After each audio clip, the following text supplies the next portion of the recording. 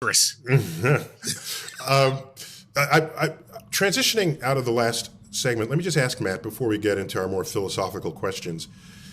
Isn't there this force operating on who wins that doesn't show up in the data, such as how badly do they want to win? I wanted it more. Exactly. And for equal talent, that could elevate someone's performance. Yep. Why is it that you can do this best in track and field, that in big events, many people have their personal best? Whether or not it's a world record, they just perform better in that moment under those circumstances than they ever have in their entire life. And so something was going on within them that didn't show up in their previous data.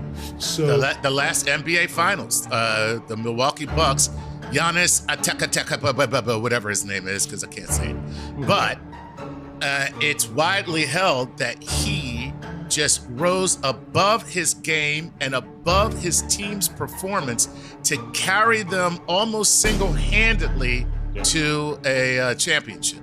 And you look at Bob Beeman's world record-setting long jump in the 1968 Mexico Olympics, beating the previous record by over a foot, and no one came near that for decades.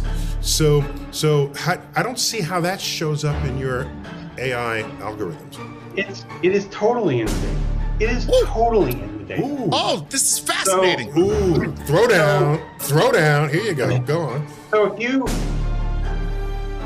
you can look at the previous performance of athletes as a function of whether or not it was a clutch situation.